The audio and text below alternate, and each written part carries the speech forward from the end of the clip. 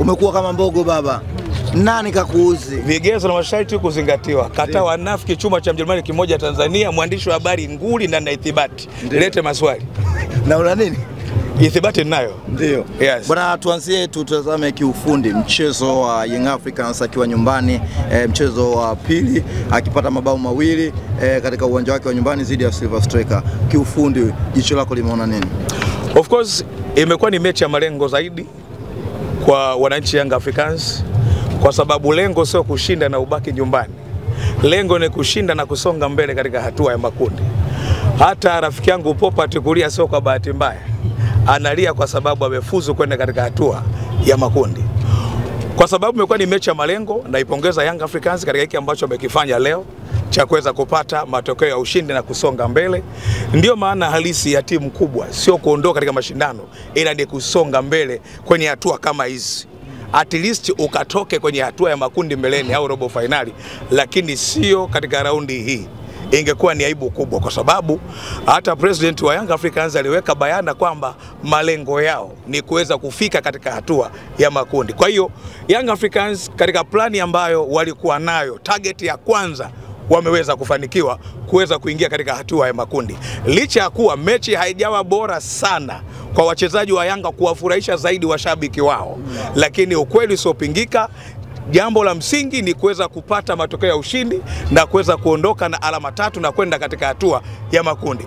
Ukweli ni kwamba kocha ambaye amekaimu leo kuna kitu fulani amekitengeneza kama mabadiliko fulani, lakini kipi hicho Chuma? Lakini ukiangalia hata lineup ambayo ameitoa leo ni tofauti na lineup ya kocha Romain Folz, kocha ambaye hana bandama ndio maana acheki. Wanapata vizuri Kwa hiyo utakuja kuona kwamba mabadiliko ambayo kocha ameyafanya leo hii kwenye kikosi yanathibitisha kwamba kwenye benchi la ufundi kuna kocha mwingine. Licha ya kuwa bado Young Africans, ukweli usiopingika, ili inabidi lisemwe ili Young Africans waweze kubadilika. Kwenye usajili ambao wameufanya kunako dirisha kubwa, bado ukiutazama kuna changamoto kubwa zaidi. Ni ngumu kuona namba 10 aliondoka na namba 10 ambaye yupo anajitambulisha vipi kiwanjani. Dombia ukimtazama hata kama akicheza namba 8 au namba 10, sometimes unaweza usimuone kiwanjani. Sasa ni kosa kubwa sana kama unacheza namba 8 au unacheza namba 10, ni changamoto. Ilikuwa ni rahisi sana kumuona Stefan Aziz Ki akicheza namba 10, anathibitisha yeye yuko uwanjani. Timu kama haina mpira unamuona anahusika kwenye kukaba. Timu kama imepata pigo huru, unajua kabisa mpigaji ni nani. Lakini kwa hivi sasa Young Africans kwa asilimia kubwa hata wapiga set play kidogo imekuwa ni changamoto. Nini maana yake? Young Africans inapaswa kufanya maboresho mengine haraka iwezekanavyo kwa hivi sasa. Kupata wachezaji ambao watakuwa na sifa ya kucheza namba 8, kupata wachezaji ambao watakuwa na sifa ya kucheza namba 10. Kwa maana ya kwamba wawe wana uwezo wa kukuofa katika kila eneo. Lakini vinginevyo kuingia hatua ya makundi, sawa, Young Africans imefanikiwa. Lakini bado wengine bado hawajaklik. Maana yupo Kouma ambaye hajapata sana nafasi, Dombia kama hivyo ameanza kwenye michezo kadhaa, ina maana hajafikia ile standard ambayo unaiona kama ya namba 10 ambavyo unatarajia labda ya Aziz. Nadhani kila mmoja anaona mchezaji ambapo anapokuwa amekuja kwenye kikosi, kama hana nafasi manake ameshindwa kudhibitisha alichokuwa nacho. Inawezekana adaptation, lakini sitaki kuliamini sana.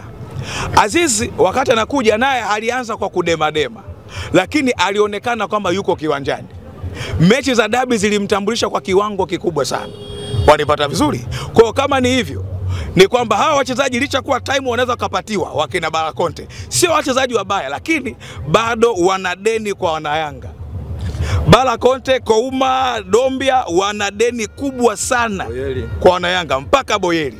Lakini kuhusiana na Prince Dube, mimi ni moja kati ya watu ambao hata wakati ambao msimu unaanza sikuwahi kutokea kumkubali Dube. Huo ndio uhalisia. Rasmi chuma cha Mjerumani, Dube hata kama akiona klipu hii, Dube hana sifa ya kucheza Yanga. Tangazo la taifa. Dube hana hadhi ya kucheza Yanga Afrika. Kwa nini? Kwa sababu kama uongozi wa Yanga itawapendeza, wana kila sababu ya kumkata hata mshahara mwezi huu. Chuma unasema? Kama uongozi wa Yanga itawapendeza, wana kila sababu ya kumnyoa mshahara mwezi huu. Uwezi ukawa na striker katika mashindano ya kimataifa makubwa kama haya. Nafasi 6 unakosa zote. Huyu alitengenezewa nafasi 6 na Mohamed Dombe kwenye mechi ya Angola, kapata nafasi 1. Uwezi ukawa na mshambuliaji ni level ya kawaida kabisa. Prince Dube, Young Africans imempalia. Na nishasema siku nyingi, Young Africans sio Azam FC. Kwamba hata usiposhinda hakuna naye kuhoji. Hakuna. Ndio maana juzi jana ameshinda kwenye timu mbovu mpaka tunalia. Yaani timu ambayo iko ICU. Unalia. Ukicheza na Barekane, ukishinda wewe utazimia wewe. Unaelewa vizuri? Haiwezekani. Kwa hiyo itosha kusema kwamba Dube ni mchezaji wa Yanga, lakini kwa sasa naona kabisa uongozi wa Yanga uanze kufikiria huyu mchezaji hapaswi kubaki Young Africans msimu ujao. Maana yake awapishe Young Africans. Yes. Kwa sababu ninachokisema hata mwana Yanga ambaye amekuja uwanjani ameona the way ambavyo goli kwenye 6 box anakosa. Haiwezekani. Nafasi ambazo umezipata kwa Silver Strike huwezi kuzipata kwa Orlando, huwezi kuzipata kwa Mamelodi Sundowns. Sometimes inabidi tuambiwe tu ukweli ili uelewe. Unaelewa vizuri? Dube hana hadhi ya kucheza Young Africans. Huo ndio ukweli na viongozi ili walipokea. Tupo watu wengine kwa ajili ya kuambia ukweli, kuwakumbusha. Inawezekana kuna mahali walikosea, wakaona Dube ni mali. Lakini ukweli sio pingika. Dube hadhi yake KMC huko akacheza. Ndio walisia. Lakini kukosea ni sehemu ya mchezo. Kwa sababu ukiangalia hii ni mechi ya pili. Si ndio? Yaani kama Dube angekuwa ni clinical finisher leo hii, tulikuwa tunazungumza Dube ndiye top scorer wa ligi ya mabingwa mpaka hivi sasa. Imagine angepata goli 6 Angola, angeshinda goli 4 za leo, ngapi huko? 10 hizo. Nani anamfikia hapo? Maana yake angekwenda kuweka rekodi. Umemwona Fiston Kalala Mayele? Bado pengo la Fiston Kalala Mayele Young Africans lipo linawatesa. Huo ndio kweli. Lazima umtaje. Lazima. Yaani lile bundi la Mayele liko pale. Unajua kipindi ambacho Mayele yupo ulikuwa unacheza na Yanga alafu unacheza na Mayele. Ndiye mshambuliaji wa kwanza, achana wote ambao pita si Bugalu, si Boko, si nani, wale wote mpeche kina MK14 wa kawaida. Lakini mwamba anaitwa Fiston Kalala Mayele kakichafua ndani ya Tanzania. Huyu ameimbisha mashehe na wachungaji kutetema makanisani. Kaondoka. Alipoondoka kaenda ligi ya kwanza barani Afrika, top scorer na top scorer ligi ya mabingwa barani Afrika. Shehe amemfikia Boko anamfikia. Mugala anamfikia. MK14 manake Fiston Kalala Mayele. Yule ni Mwalimu Nyerere wa matop scorer wote nchi hii. Unabisha basi anakuchosha kabisa. Nani huyo? Mayele. Mayele ni choshi, Mayele anifurahisha kwa kazi anayoifanya. Sifa ya striker sio kusimama kama msumari wa